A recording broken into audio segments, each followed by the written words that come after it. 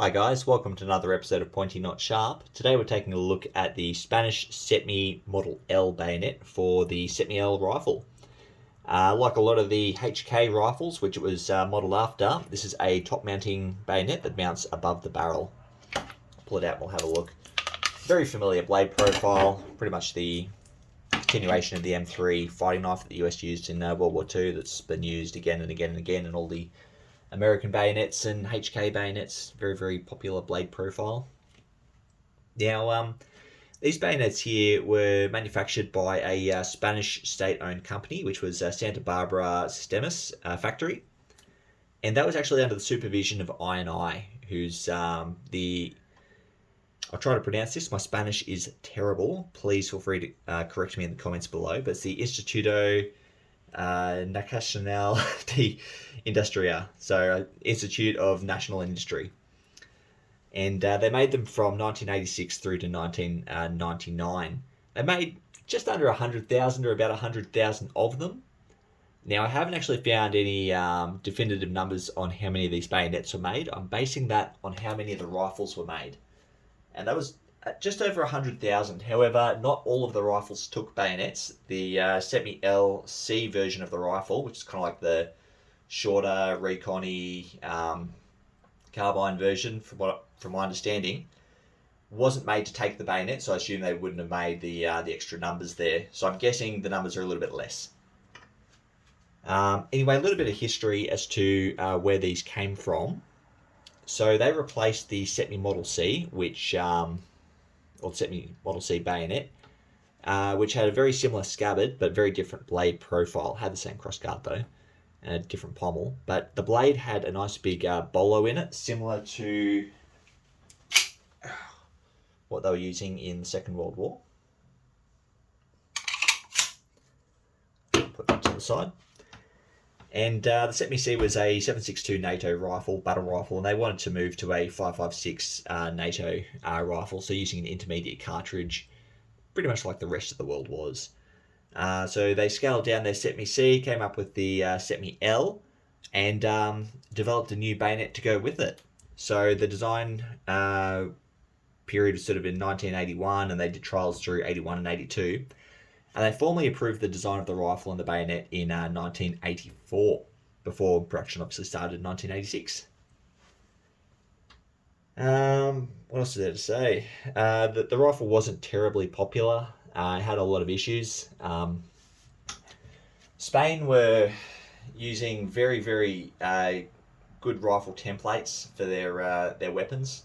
So they were pretty much making their own version of the MG42 in 5.56, I think it was. The CETME L was just a HK rifle, but I think they had a lot of issues with manufacturing, and a lot of their stuff just didn't work particularly well and wasn't very popular, which is a shame because they had some great ideas there. I would have loved to have a crack at one of those MG42s in 5.56. So yeah, they were very, very unpopular, and in 1999 they were formally replaced by the G36, and the G36 took the KCB 77 bayonet, but they retained sort of the similar colour grip as what they have here on their KCBs for their G36. Just holding the bayonet myself, it does feel a little bit flimsy. So this one is unsharpened and unissued. Very nice round edge there, as you can probably see if my camera will focus. Hasn't been sharpened, and it feels a bit wonky to hold. The balance isn't great. Very pommel heavy. And just the finish. Very, very thick finish. But it comes off quite easily. It's a bit of a weird finish there. The scabbard's virtually identical to the previous CETME C. So these are quite common on the mil-cert market at the moment. If you're looking to buy one here in Australia, I'm pretty sure Mitchell's Adventures online are selling them, and so's Lawrence Ordnance for reasonable-ish prices as of March in 2022. But yeah, they're still pretty common. They don't sell for very much. They're getting harder to find. Personally, I like it quite a lot. It was actually the second bayonet in my collection. I only got it a year or two ago. But I'll tell you what, we'll jump into the actual construction of the bayonet. So as I said, we've got the M3 style of blade. It's a little bit longer than the M3 by an inch or two.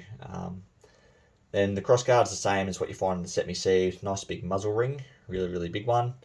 Plastic grip with 11 notches in it. I believe there's a 10 notch version out there as well. And then a really big solid pommel.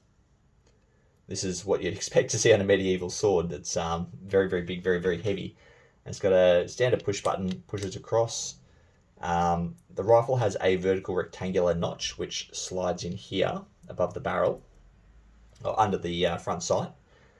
And there's a retention notch, focus please, there we go, just in there. So it just slots in there and the notch obviously locks it in place. Very simple. And the scabbard is pretty much identical to what you find on the CETME C. Plastic scabbard, nice and light. Frog. Maybe a nice little canvas material, belt loop, wire hanger. So, hilt strap, not too much to say about that. I might jump into the markings very, very quickly. So generally you only find 3 markings on these. So on the right hand side of the ricasso, you have the Toledo coat of arms. Actually, I believe that's upside down. Then focus, there we go. The Toledo coat of arms. And then on the reverse, we have the INI crest. So INI being the the Institute of National Industry. And then the serial number above that. Now you'll notice the serial number starts with a ET. That's a designation for Army. Focus please, there we go. If that was a FN, this would be a Navy model. Now there's another guy on YouTube who did an absolutely fantastic video on these, Browncoatnerd, and he sort of divided them into 3 different types. It looks like the first type he sort of defined is early manufacture. Serial number starts with an A, and the number's generally below 1,000, or is below 1,000.